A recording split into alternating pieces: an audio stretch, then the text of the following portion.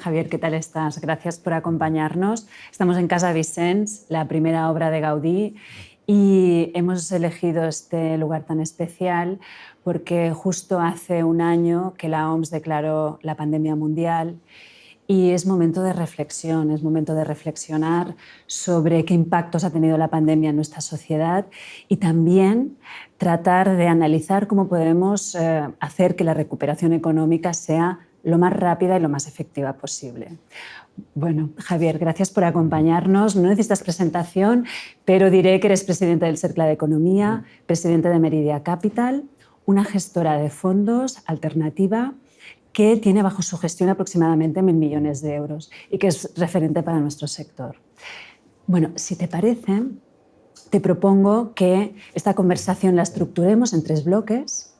El primer bloque, tratar de ver cómo la pandemia ha impactado en los diferentes segmentos inmobiliarios y en las ciudades. Un segundo bloque, hablaríamos de recuperación económica. Y un tercer bloque, te sugiero que hablemos de una ciudad que los dos queremos mucho, que es Barcelona. Pues fantástico. Muchísimas gracias, Ana, por invitarme. En estar aquí en Casa Vicens, en una obra de Gaudí, pues es espectacular, es muy Barcelona. Es muy Barcelona. Y nada, pues encantado de tener esta charla con vosotros, contigo y con todos vuestros luego clientes y oyentes y espectadores cuando lo subas a las redes. Qué bien, pues muchísimas gracias por acompañarnos en esta reflexión. Pues si te parece, empezamos, como te comentaba, hablando de nuestro sector, de los diferentes segmentos inmobiliarios y constatando que la pandemia ha hecho que estemos trabajando de manera diferente, comprando de manera diferente, relacionándonos de manera diferente y que esto pues, hay que ver cómo impacta en las oficinas, en el retail, en la logística. ¿Cuál es tu opinión al respecto? Bueno, yo creo que la pandemia ha acelerado una serie de tendencias que ya íbamos viendo en los últimos 3-4 años. Ha acelerado el proceso digital de las compañías, que al final son nuestros clientes, tanto el mundo retail como el mundo logístico como el mundo oficinas, de una manera espectacular. Yo creo que la digitalización de todos nuestros procesos productivos pues, ha acelerado 10 años en un año. Y esto va a tener cambios, ¿no? Va a producir cambios y van a haber ganadores y perdedores. Entonces, si quieres, pues repasamos un poco activo por activo cómo lo estamos viendo nosotros. El mundo logístico pues es un mundo que, como tú bien sabes de tu profesión, está en auge, ¿no? Hay un boom logístico, industrial, por el comercio online, el comercio electrónico, pero también es cierto que la pandemia durante este año han sufrido mucho algunas líneas de producción. Entonces, hay parte del mundo industrial o logístico que está yendo mejor, hay parte que está yendo peor, porque todo el mundo, lo que es la gran distribución, el automóvil, hay muchos sectores que han estado afectados, pero esto yo creo que es coyuntural, esto acabará superándose cuando pase esta crisis. Lo que es estructural es el comercio online, ¿no? Entonces, el comercio online va a ser el gran transformador del sector logístico. Nosotros estamos activos en el sector, no somos un especialista en el sector, pero sí que tenemos una cierta actividad. Ahora mismo dentro de Meridia estamos poniendo una gran cartera en el mercado y hay muchísimo interés, realmente hay un interés espectacular. Tú sabes perfectamente que los yields han bajado mucho. Hace 10 años, cuando se hablaba del sector logístico, los yields eran los más altos, ¿no? Estamos hablando de 7-8%, ahora estamos hablando de unos yields muy, muy bajos. Entonces yo creo que esto va a continuar y es un sector que le deparamos un buen futuro, ¿no? Barcelona es un sector que el logístico está también pues, muy buscado por las restricciones geográficas de la ciudad, a diferencia de Madrid, pues aquí es más complicado entre el mar y la montaña, ¿no? Tú estás de ir a primeras, segundas, terceras coronas, pero yo le veo un futuro muy bueno al sector logístico. El sector retail es un sector más delicado, que está relacionado con el logístico, pero por otro lado, nosotros no estamos en Main Street, o sea, nosotros no somos compradores de locales comerciales en ciudad. Sí que tenemos centros comerciales, hemos comprado 2 o 3 centros comerciales, aunque tampoco somos un especialista en centros comerciales, y aquí sí que vamos a ir con más cuidado. Aquí creemos que los fundamentales de los centros buenos se mantendrán. El problema que estamos viendo es la liquidez futura de los centros comerciales. Todavía no tenemos visibilidad de quién va a ser el comprador futuro dentro de 3, 5, 10 años de centros comerciales. Por tanto, sí que somos un poco más cautelosos en el deployment, en la gestión de nuestro equity en centros comerciales. Y oficinas es donde, tanto oficinas como hospitality, si quieres también tocamos un poco luego hospitality, es nuestro punto más fuerte, es donde nos hemos concentrado la mayor parte de ese equity bajo gestión que tú mencionabas, tanto en el sector hospitality como oficinas. Y nosotros en oficinas somos moderadamente optimistas. Nosotros creemos que sí que es verdad que el tiempo parcial oficinas, domicilio, casa, se mantendrá en el tiempo. Yo sí que creo que la gente lo que busca es flexibilidad, pero obligar a un profesional, sobre todo la gente más joven, a trabajar siempre desde casa, no lo vemos. No lo vemos en absoluto. La gente se cansa de trabajar en casa, no todo el mundo tiene las mismas condiciones para trabajar en casa, no todo el mundo tiene el mismo wifi, no todo el mundo tiene los espacios independientes y crea también mucha desigualdad social. Hay gente que puede trabajar mejor y gente que puede trabajar peor. Nosotros estamos viendo que la gente, sobre todo más joven, quiere volver a las oficinas, quiere volver a relacionarse con sus compañeros, quiere vivir la vida laboral como se vivía antes. Quizás la gente un poco más mayor está más cómoda 1 o 2 días en casa. Creemos que el futuro va a pasar por ahí, por más flexibilidad, pero no van a desaparecer las oficinas. Pensamos también que la oficina es un elemento de productividad, sobre todo en el talento, en la gente joven, y ahora hablaremos también de las ciudades, y todo eso las compañías que lo pierdan, en nuestra opinión, perderán oportunidades y perderán productividad. Entonces, es cierto que en las oficinas habrá menos gente, posiblemente, pero también la densidad va a cambiar.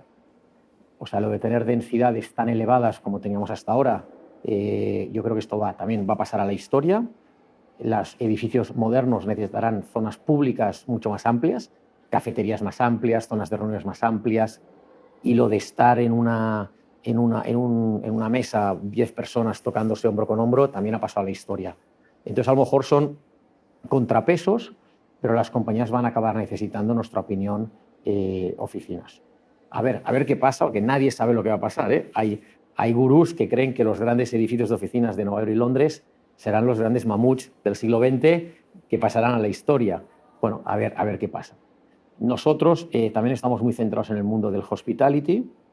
Es un mundo que ha sido atacado frontalmente con la pandemia, en España especialmente, todo lo que es el turismo urbano. Creemos que el vacacional se recuperará antes que el urbano. Creemos que la necesidad de salir de vacaciones se mantiene. Ahora, es cierto que aquellos viajes que hacíamos a Londres de 3 horas y volver o a Nueva York de 24 horas, esto creo que va a cambiar. Esto creo que ya nadie se va a montar en un avión para ir a Nueva York a 2 reuniones y volver.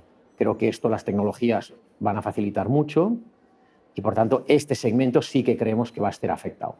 El segmento MICE de los grandes eventos creemos que no se va a recuperar a corto plazo, creemos que va a llevar 2-3 años recuperarse.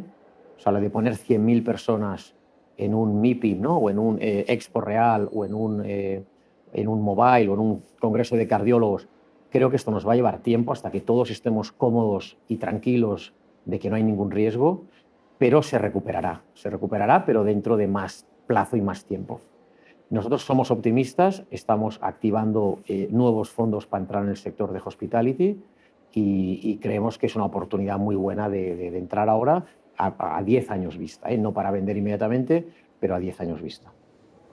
Muchas gracias. Muy coincidente con lo que son vuestras previsiones de los segmentos. Nadie sabe efectivamente lo que pasará, pero es cierto que estas versiones más apocalípticas cada vez se están deshaciendo más, ¿no? Porque es cierto que somos seres que necesitamos interacción social, ¿no? El ser humano necesita el encuentro con los demás y los espacios físicos quizá tendrán que cambiar, pero sin lugar a dudas vamos a ir a un mundo de aislamiento, ¿no? Ni en el trabajo, ni en la socialización, ni en nada. Hay otro elemento interesante en el sector nuestro, que es el sector más de inversión, que es que hay mucha más liquidez hoy que en el 2008, en el 2009. Y esto lo estamos notando y esto tiene un efecto muy importante para aguantar los precios, ¿no? La pandemia lo que nos trae, entre otros efectos, son tipos de interés bajos durante mucho tiempo. Yo creo que durante toda la década de los 20, es decir, vamos a estar con 7, 8 años o 10 de tipos de interés bajos, cuando había un cierto riesgo de subida de tipos, hasta hace 2 años, Esto se ha eliminado, por tanto, el real estate vuelve a ser un producto de inversión con una rentabilidad más segura y, por tanto, esto va a mantener mucho los valores, ¿no? Muy bien, muchas gracias. Javier, también me gustaría conocer tu opinión en relación a cómo la pandemia va a cambiar las ciudades. Porque tú recordarás que al principio del confinamiento hubo voces, ¿no?, que pronosticaron grandes desplazamientos de ciudadanos que estaban en urbes hacia zonas menos densificadas, porque qué duda cabe que durante el confinamiento, pues quien se pudo confinar fuera de las ciudades vivió mejor, estuvo más seguro y mediante la tecnología pudo trabajar. No obstante, al menos desde mi punto de vista, yo creo que el proceso de urbanización es imparable, que la ciudad como modelo de organización social es, con todos sus defectos, es un gran invento, pero que probablemente lo que sí tenemos que tener claro es que las ciudades se reconvertirán, tendrán que ser capaces de aportar más calidad de vida a sus habitantes y también atender cuestiones tan relevantes como la cohesión social, la emergencia climática, etc. ¿Cuál es tu punto de vista al respecto, ¿no?, el impacto de la pandemia en las ciudades? Bueno, yo creo que como tú estoy de acuerdo contigo, coincidimos que el proceso de urbanización es bastante imparable. Creemos que habrán ciudades ganadoras y perdedoras, como siempre, que hay crisis. El talento, sobre todo la juventud, quiere vivir en un sitio donde pueda socializar, no quiere vivir en los suburbs, ¿no? Esto ya es pues, para gente de clase media, media alta, a partir de los 40, 50 años, pero la gente que realmente ha de cambiar el mundo y la gente que ha de sacarnos de muchos de los problemas es la gente joven, y esta gente joven quiere ser una gente urbana y socializar. Lo que sí que es verdad es que las ciudades, como tú dices, tendrán que cambiar. Las ciudades tendrán que ser más policéntricas, o sea, tendrá que haber diferentes centros en las ciudades. No puede ser que 1 millón de personas cojan el tren y vayan a un sitio concreto, ¿no? Esto también creo que va a tener que cambiar. La ciudad que habla la alcaldesa de París, ¿no?, de la ciudad de los 15 minutos, que tú puedas acudir a tu trabajo andando, en bicicleta, y esto significa que no es a 1 hora y media, a 10 kilómetros o millas. Tienen que haber diferentes centros dentro de las ciudades. Y por tanto, el que todo se concentre en Canary Wharf o en la Défense, esto creo que va a cambiar. Tiene que mezclarse más el trabajo con el ocio, con la vida, con tu vivienda, y por tanto han de ser ciudades mixtas, donde pueda haber oficinas, comercio, ocio y habitacional. Que eso Barcelona lo ha hecho bien, eso es lo que era el ensanche, ¿no?, del Plan Cerdá. Esto sí que creo que cada vez tendrá más y más relevancia. Pero el mundo de las ciudades, nosotros, aprovecho para comentarte, dentro de Merida Capital, nosotros tenemos mucha incidencia en la ODS número 11, y si quieres luego podemos hablar de esto. La ODS 11 habla de comunidades, de aportar valor a las comunidades, y en eso estamos incidiendo, que todos los edificios que nosotros compramos en las ciudades, sobre todo Madrid o Barcelona, tengan una aportación a la comunidad, ¿no?, en algún sentido, o al barrio o a la comunidad, porque somos muy creyentes en que se ha de hacer comunidad. Más que marcas, más que marca Barcelona o marca Madrid, nosotros pensamos más en las comunidades, porque la gente no va a querer solamente venir a la ciudad a hacer turismo, pero si ha de venir a quedarse a vivir y aportar talento, se quiere integrar en una comunidad. Muy interesante vuestro punto de vista. Yo también estoy de acuerdo que los edificios, a lo mejor, aunque sean muy importantes o muy relevantes o muy transformadores, tienen que dialogar con su entorno, tienen que hacer esa aportación y tienen que ser porosos en cierta manera, ¿no? O sea que me parece que esto es el inmobiliario del futuro. Sí, hay dos grandes tendencias, como sabes, la tendencia de que el edificio sea sostenible, ecológico, que la huella digital del edificio sea muy menor, y aquí tenemos pues, todas las certificaciones que nosotros también seguimos, ¿no? Pues BREEAM, ahora nos hemos dado de alta en GRESB, los LEED, etc. Todo eso lo hacemos. Pero además hay otra parte que es la S, ¿no?, de las ODS, que es la parte social. Y creo que los edificios han de ser como las compañías. O sea, cada edificio ha de aportar algo al entorno donde está, ¿no? Y eso no es tan complicado, eso es dedicarle una parte pequeña de tu PL del edificio a eso, ¿no? Eso a veces pues, a los inversores les cuesta entenderlo porque eso afecta al valor futuro cuando capitalizas esos gastos, pero creo que si empezamos a hacer esas cosas, pues tendremos unas mejores comunidades y también revertirán el valor del edificio. Muy de acuerdo, muy interesante. Pues si te parece dejamos atrás este bloque que era más de nuestro sector y entramos ya, nos elevamos un poco a mirar la economía en general, ¿no? A ver cómo podemos hacer que la recuperación económica sea lo más rápida posible. Tenemos buenas noticias, a pesar de la situación tan complicada, que es esta respuesta decidida de la Unión Europea en política monetaria, fiscal, la constitución de los fondos Next Generation, que sin duda son una gran oportunidad. También hay riesgos, que es el de no saber aprovecharlos bien y el que no sean de alguna manera dinamizadores o que modernicen nuestra economía. ¿Cómo lo ves, Javier? ¿Qué podemos hacer para que esto salga bien, ¿no? Para poder aprovechar bien esta oportunidad? Pues mira, aquí hay dos retos, ¿no? Hay el reto del corto plazo y el reto del medio y largo plazo. La tentación siempre es atacar el corto plazo, porque el corto plazo es el que nos quema a todos. Pues el comercio que ha cerrado, ¿no? La empresa que tiene dificultades, problemas de solvencia, problemas de liquidez. Y ahí ya hay toda una serie de agentes sociales que están trabajando estos temas, los ERTEs, los ICOs, etc. Se tienen que extender, en nuestra opinión, porque una empresa que cierre es un problema. Es un problema porque es mucho más difícil generar una nueva empresa que mantener esa empresa a flote. Mientras no sea una empresa zombie, esa es toda otra discusión. No vayamos a mantener empresas que tampoco hubieran sobrevivido igualmente, ¿no? Pero es más barato para el conjunto de la sociedad, para todos los stakeholders, mantener empresas y que no mueran, que dejar que mueran y luego intentar que haya otro emprendedor que cree otra nueva. Por tanto, hay que hacer todo lo que se pueda para que el sistema productivo se mantenga a flote. Eso es el corto plazo. Nosotros, y ahora me pongo un poco el sombrero del Círculo de Economía, estamos trabajando en el medio y largo plazo también. Y ahí lo engarzo con los fondos de los fondos europeos. Es muy, muy importante aprovechar estos fondos para cambiar el modelo productivo de una vez por todas de España. Se lleva hablando del modelo productivo desde hace 40 años y no lo conseguimos hacer. España tiene un gravísimo problema de productividad. Es decir, con los outputs que recibimos, los inputs que recibimos, los outputs que saca la economía, tienen un poco valor añadido. Esto significa que generamos poco PIB con todos los activos que tenemos, físicos, de capital, materiales, humanos, etc. Generamos poco PIB. Se puede generar mucho más PIB con la misma gente y con el mismo dinero. Significa que lo tienes que destinar a otras cosas que generen más valor añadido, ¿no?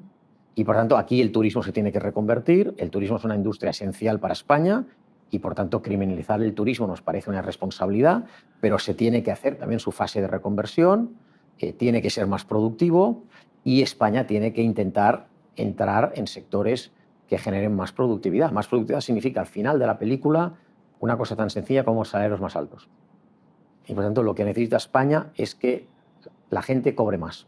Si la gente cobra más, podrá también consumir más, pero también seremos una sociedad más cohesionada. Pero el salario alto no se da por Real Decreto. El salario alto se genera si las empresas están en sectores de más valor añadido.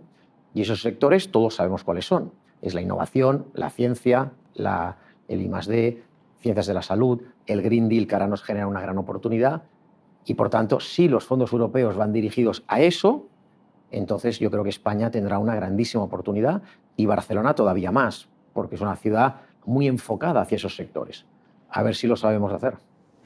Esperemos que sí, esperemos que sí. Me consta que desde el CERCLA estáis siendo muy activos en este sentido y yo creo que también es responsabilidad de todos, cada cual en su ámbito de influencia, tratar de estar vigilantes, ¿no? Y tratar de ver cómo se aplicarán estos fondos para poder modernizar nuestra economía. Estamos en una situación en la que los organismos internacionales nos alertan de que los índices de pobreza van a crecer, están creciendo ya, van a crecer todavía más, que es probable que la clase media se reduzca. Estamos en un momento complicado a nivel social.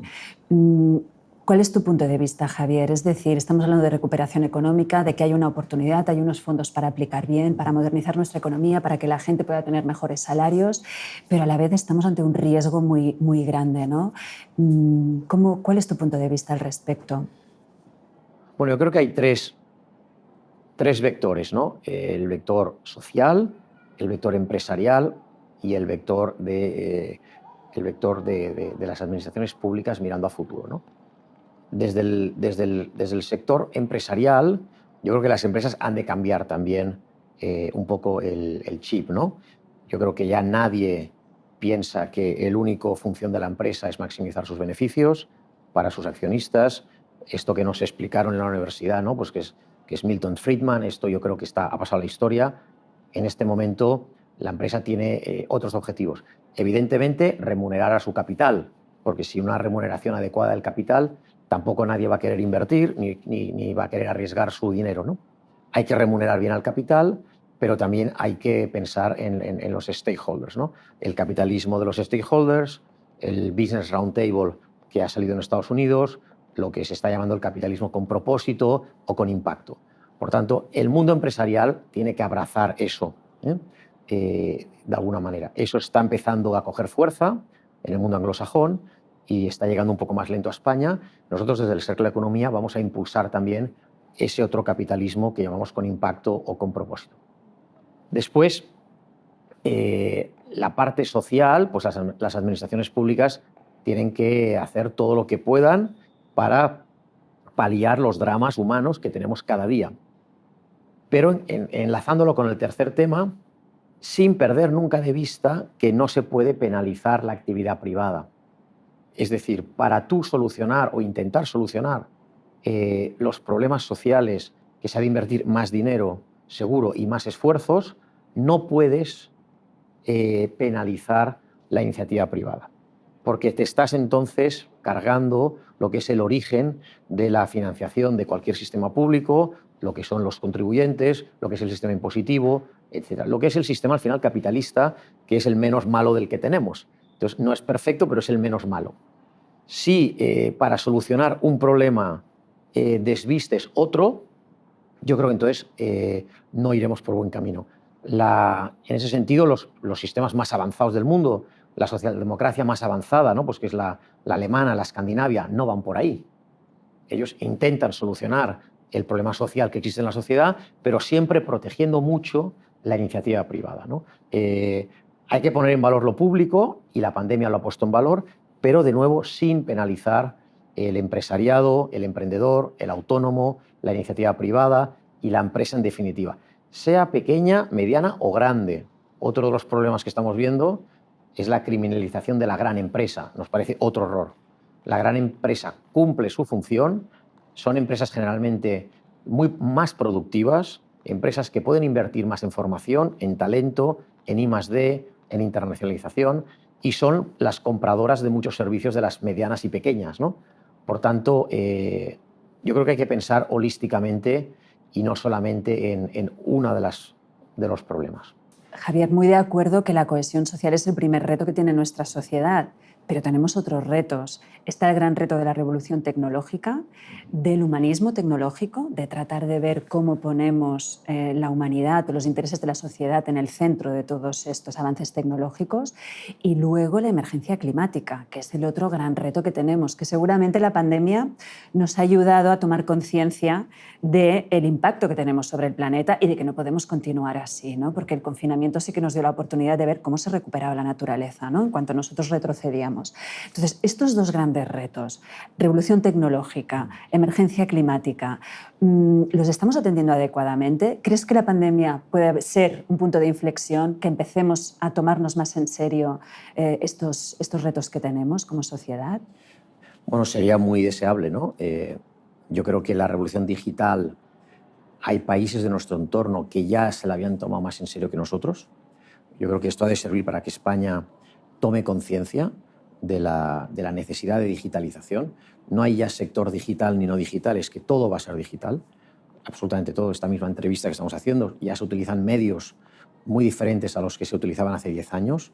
La administración pública se tiene que digitalizar, la administración de justicia se tiene que digitalizar, el proceso de licencias de los ayuntamientos, todo se tiene que digitalizar. Por tanto, nos tiene que servir para avanzar. Y esto también ayudará a la productividad de nuevo, lo que hablábamos antes, ¿no? Esto generará nuevos puestos de trabajo, generará también gente que se quedará fuera del mercado laboral, y tenemos que conseguir que esta gente vuelva al mercado laboral, y eso es parte de cohesión social también. Habrá un tema de reskilling muy, muy serio en los próximos 10 años o 20 años con la digitalización y la inteligencia artificial. Va a haber millones de personas que se van a quedar sin empleo y tenemos la obligación como sociedad de formarlos para que vuelvan al sector de la digitalización, que no es tan complicado, se está haciendo ya en otros países de Europa y, por tanto, todos los esfuerzos en reskilling van a ser muy importantes. Ya hay muchos proyectos en España. Telefónica tiene un proyecto muy serio en hacerlo, el Ayuntamiento de Barcelona también, y por tanto todo lo que se pueda hacer en el reskilling va a ser muy importante para la digitalización y para la cohesión social. El humanismo tecnológico que hablas, también estamos tratando de eso. Es un grandísimo tema. Barcelona se quiere posicionar, como sabes, como referente en ese debate. Al final, el debate es muy interesante. Yo creo que es muy largo, da para otra entrevista, ¿no? Pero es los datos de quién son. Nuestros datos que todos tenemos en el móvil, ¿son nuestros o son de Facebook, de Instagram o de Google, ¿no? Ese es un debate muy serio, muy interesante. Y el famoso tema de la dictadura del algoritmo, ¿no? Eso es un tema apasionante. Es decir, en el futuro el banco no te va a dar un crédito porque el algoritmo le dice que no te da el crédito. Intentarás llamar por teléfono a alguien y no vas a encontrar a nadie detrás de la línea. Y cuando consigas, después de mucho esfuerzo, localizar a alguien en tu sucursal, te dirán: lo siento, señora Jané, pero el algoritmo, el robot ha dicho que no le damos el crédito para hacer el piso o la reforma de la cocina, y no podrás hacer nada. Entonces, ¿qué elementos pondrá el banco en ese algoritmo? ¿Qué empleo tienes? ¿Qué sueldo tienes? Y ahí tenemos que controlarlo mucho, que esos elementos no sean discriminadores, que no haya racismo en esos elementos, etcétera, etcétera. Eso es un tema muy serio que nosotros también desde el Círculo pues estamos debatiendo con un socio nuestro que es experto, que es José María Lasalle, que fue secretario de Estado de estos temas, y bueno, estamos intentando aportar nuestro grano de arena a ese debate, que es muy interesante. Lo hacéis muy bien, me consta. Habéis hecho un ciclo magnífico. Y el siguiente tema, el del cambio climático, pues también, evidentemente, ahora sacaremos una nota de opinión al respecto. Los costes, y se ha visto en la pandemia, los costes de no hacer nada serán superiores a los costes de hacer algo hoy. Lo que pasa es que en la mente de todos nosotros es muy difícil invertir en algo si tú no ves el riesgo inmediato. Es muy complicado. O sea, las sociedades no están preparadas para renunciar a otra parte de los presupuestos públicos, porque el dinero es limitado, porque hay un riesgo dentro de 30 años o 40 años. Eso es muy difícil de visualizar. Y, por tanto, las administraciones públicas tienen que hacer el esfuerzo para penalizar ciertas conductas y premiar otras. Y eso se puede hacer vía fiscalidad, vía bonificaciones, etc. Porque si no, de motu propio, es muy complicado tú dejar de consumir o dejar de invertir o dejar de utilizar el presupuesto público para evitar un riesgo que hoy, cuando te levantas por la mañana, no lo ves, pero acabará viniendo dentro de 10, 20, 30 o 40 años.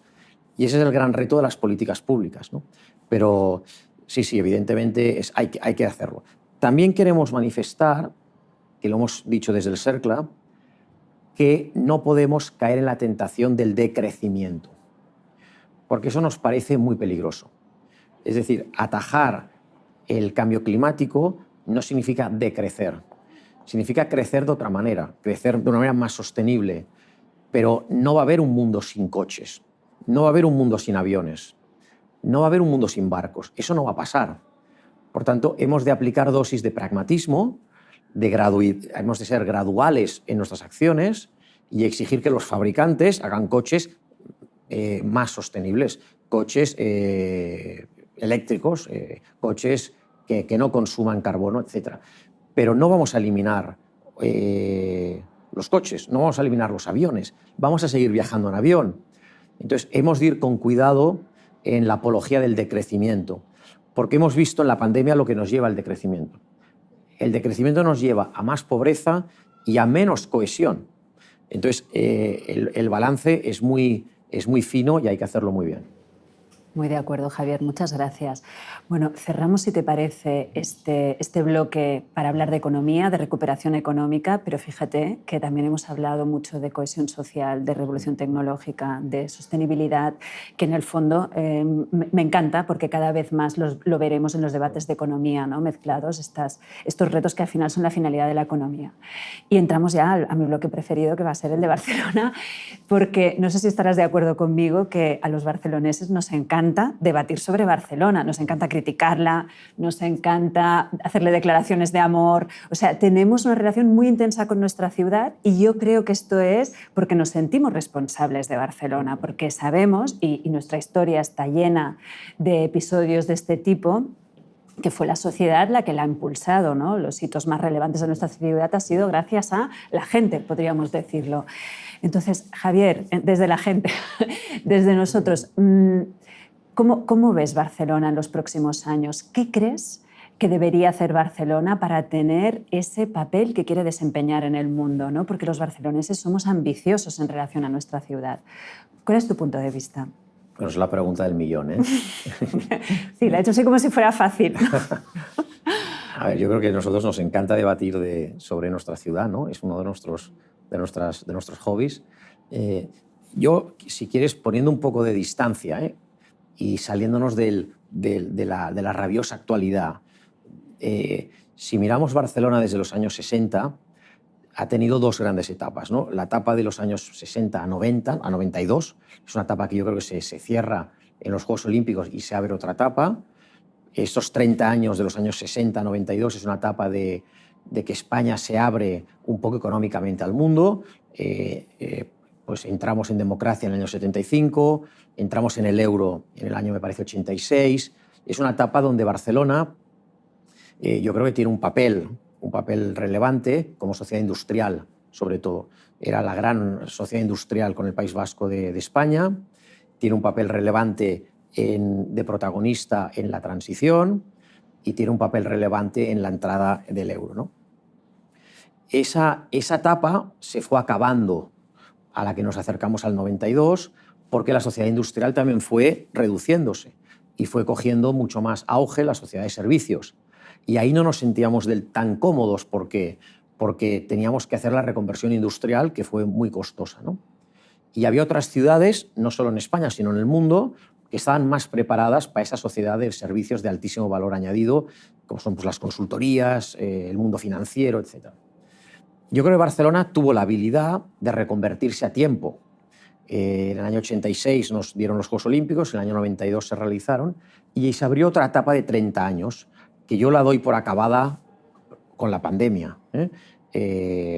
Ya nos cogió la crisis del 2008, pero luego hubo unos coletazos todavía buenos, fueron unos 7 o 8 años buenos de recuperación económica, pero esta etapa la doy por acabada ahora. Han sido otros 30 años buenos de Barcelona, del 92 al 2020, son 28 o 30 años, en la que Barcelona se supo reconvertir en una ciudad abierta, de servicios más enfocados hacia el turismo, pero también el turismo te atrae otro tipo de servicios, cultura, mucho consumidor de cultura, un gran hub de transportes. El aeropuerto explota del año 92 con 12 millones al año 19 con 50 millones, atrae mucho talento internacional, atrae mucha inmigración de mucho valor añadido, y yo creo que es una ciudad que se sabe reconvertir. Este modelo se agota, en mi opinión, en el 2020. Se agota con la pandemia. Ahora Barcelona tiene que reinventarse de nuevo. Barcelona, al no ser pues, una capital de Estado, al no ser una gran megápolis como Londres o París, pues tiene la necesidad de reconvertirse continuamente, como hace un Múnich, o hace un Tel Aviv, o otras ciudades de nuestro entorno, un San Francisco. Yo creo que Barcelona tiene una oportunidad. Tiene retos y problemas, pero tiene una gran oportunidad de reconvertirse otra vez para el 2020 al 2050. Si se enfoca precisamente en las líneas estratégicas del Plan de Recuperación Europeo, que te las están marcando: la digitalización, la ciencia, la innovación, la cultura, el turismo de más calidad, de más nivel añadido, las universidades, todas las ciencias de la salud, la biomedicina. Una ciudad de innovación y de conocimiento.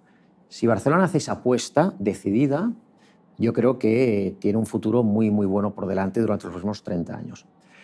Porque, aparte, es una ciudad muy diversificada, no depende de un solo sector. Seguirá teniendo un gran sector turístico cuando pase la pandemia, que seguirá aportando entre el 12 o el 15% del PIB de la ciudad, seguirá teniendo un sector industrial muy interesante, un sector de transportes, el puerto, el aeropuerto, un comercio importante, y además, si a todo esto le suma un sector de innovación, de creatividad, de ciencia, puede suponer otro 15% del PIB de la ciudad, estará bien situada. Pero lo tiene que hacer de una manera decidida. Tengo mis dudas que lo estemos haciendo del todo bien, porque ahí competimos, todo el mundo quiere lo mismo. Y por tanto, Barcelona lo tiene que hacer de una manera decidida. No sé tú, te paso la palabra, no sé tú cómo lo ves, si crees que lo estamos haciendo bien mira, o no. Honestamente, me parece muy ilusionante y me abono a tu tesis de que con la pandemia cerramos una etapa e inauguramos otra. Y que en el fondo yo creo que todos los elementos que has puesto encima de la mesa y que efectivamente son los que Europa nos está haciendo la hoja de ruta, ya hay un caldo de cultivo muy relevante. No partimos de cero ni muchísimo menos en esta ciudad, con lo cual la oportunidad está ahí. Y otra, si me permites, una idea que también me parece muy atractiva, que también has lanzado, es la capacidad de reinvención de Barcelona. Y yo creo que esto Barcelona lo sabe hacer muy bien, muy bien. Es verdad que venimos de unos años muy extraños, que hemos perdido oportunidades, pero yo quiero pensar que vamos a saber reaccionar a tiempo. En cualquier caso, lo que sí sé es que somos muchos los que estamos trabajando para que esto suceda, y yo creo mucho en que de alguna manera nos sabremos conectar y conseguirlo. O sea que... Sí, bueno, Barcelona mantiene lo que en inglés llaman el brand equity, es decir, sigue teniendo, a pesar de todo, a pesar de los problemas que hemos sufrido, sigue teniendo un brand equity muy interesante en el mundo y sigue siendo una ciudad que está considerada innovadora, moderna, progresista, que puede acoger perfectamente la nueva movilidad que requiere el cambio climático, que hablábamos antes, abierta a la ciencia, abierta con un sistema de salud bueno dentro del contexto, bueno. Entonces, tiene los mimbres. Yo creo que si hay ciudades que se pueden aprovechar de los fondos europeos, una de ellas es Barcelona, sin duda. Sí, sí, es así. Pues si te parece, yo lo dejaría aquí. Muy bien. Y agradecerte muchísimo esta reflexión, que me encantaría que fuera mucho más larga, pero yo creo que hemos tocado muchos temas y nada, y vamos a ver si esta nueva etapa que ahora arrancamos, post pandemia, somos capaces de conseguir todos estos retos. Muy bien, pues un placer a vosotros. Lo mismo os digo, gracias. Gracias.